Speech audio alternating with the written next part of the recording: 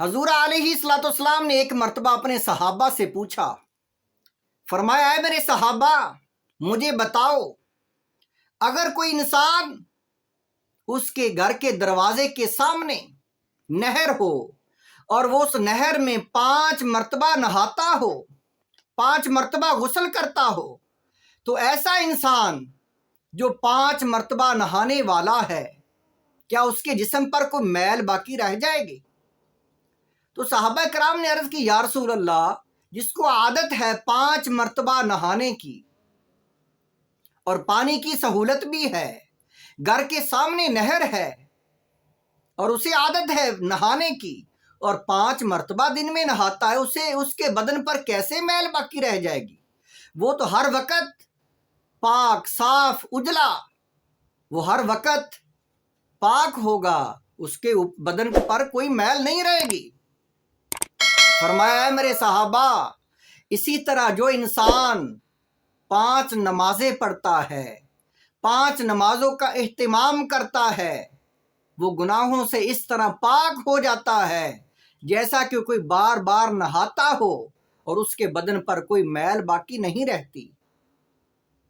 ایک مرتبہ حضور علیہ الصلوۃ والسلام اپنے صحابہ کے درمیان موجود تھے اور درخت پتے جو تھے وہ پیلے ہو چکے تھے، خزاں کا موسم تھا۔ حضور علیہ الصلوۃ والسلام نے ٹہنی کو پکڑ کر ہلایا اور فرمایا اے میرے صحابہ دیکھ رہے ہو؟ عرض کی یا رسول اللہ پتے جھڑ گئے ہیں، پت جھڑ کا موسم ہے، خزاں کا موسم ہے، پتے پیلے ہو چکے ہیں، وہ جھڑ چکے ہیں ہلانے کی وجہ سے۔ فرمایا میرے صحابہ، جو انسان جیسے جیسے نماز کا اہتمام کرتا ہے گناہ اس کے جڑتے جاتے ہیں۔ قرآن پاک میں اللہ تعالیٰ نے نمازیوں کی بخشش، مغفرت، گناہوں کی معافی کے بارے میں قرآن پاک میں بہت ساری آیات بیان کی ہیں۔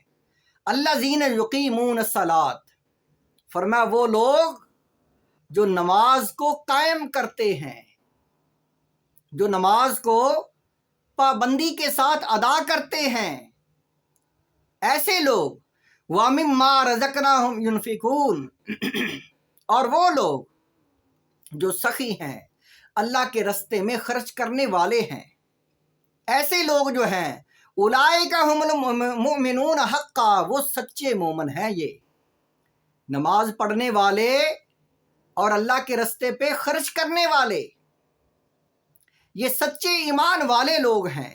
لہم درجات عند ربہم، یہ لوگ ہیں جو اپنے رب سے عظیم درجات حاصل کریں گے، ان کے لیے بڑے بڑے درجات ہیں، کل قیامت کے دن بڑے عظیم درجوں پر فائز ہوں گے۔ وَمَغْفِرَةٌ، اور بخشش کے دروازے ان کے لیے کھلے ہوئے ہیں۔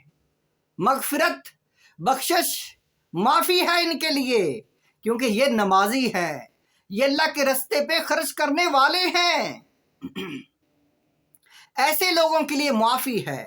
وَرِزْقٌ کریم، اور جنت میں عزت والا رزق، عیش و عشرت والی زندگی ان کے لیے ہے۔ کون لوگ؟ جو نمازی ہیں، جو اللہ کے رستے پہ صدقہ خیرات کرنے والے ہیں۔ یہ آیت مبارکہ سورۃ انفال اور آیت نمبر ہے 3 اور 4، اور سورۃ ہود میں اللہ تعالیٰ نے ارشاد فرمایا 114 نمبر آیت میں، اقم الصلاۃ طرفا النہار وزلفا من اللیل، فرمایا اے میرے حبیب آپ دن کے دونوں کناروں میں اور رات کے کچھ حصوں میں نماز قائم کیجئے، یعنی رات کو بھی پابندی سے نماز پڑھے اے میرے حبیب۔ حضور علیہ الصلوۃ والسلام پر تہجد کی نماز فرض تھی، امت پر نفل ہے، سنت ہے، لیکن حضور علیہ الصلوۃ والسلام پر لازمی تھی، آپ تہجد کی نماز پڑھا کرتے تھے۔ فرمایا میرے حبیب آپ نماز پڑھا کرے، ان الحسنات، اپنی امت کو بتا دیں کہ جو حسنات، جو نیکیاں ہیں، یذہبن السیئات، یہ برائیوں کو لے جائیں گی، ختم کر دیں گی، مٹا دینے والی ہیں۔ ذالک ذکریٰ للذاکرین، اور یہ نصیحت ہے نصیحت قبول کرنے والوں کے لیے، یعنی قرآن پاک، احادیث پاک میں گناہوں کی معافی، بخشش، مغفرت نماز کو قرار دیا گیا ہے۔ ایک مرتبہ عیسیٰ علیہ السلام آپ دریا کے کنارے پر جا رہے تھے تو آپ نے دیکھا ایک جانور، ایک پرندہ جو دریا کے اندر جاتا ہے اور نہا کر صاف ستھرا اجلا خوبصورت بن کر باہر آتا ہے، اور باہر آ کر مٹی میں وہ پھر لوٹ پوٹ ہو جاتا ہے، اور پھر وہ خاک آلودہ ہو جاتا ہے، وہ گندا ہو جاتا ہے، اور پھر دوبارہ جاتا ہے دریا میں، پانی میں جاتا ہے اور نہا کر واپس آتا ہے اور اتنا خوبصورت ہو جاتا ہے کہ بہت زیادہ اجلا۔ اللہ تعالیٰ نے فرمایا اے میرے نبی، اے عیسیٰ، آپ دیکھ رہے ہیں یہ جانور کیا کر رہا ہے؟ یہ جانور بار بار جاتا ہے اور بار بار نہاتا ہے، بار بار واپس آ کر مٹی میں لوٹ پوٹ ہو کر گندا ہو جاتا ہے، پھر جاتا ہے، پھر نہاتا ہے۔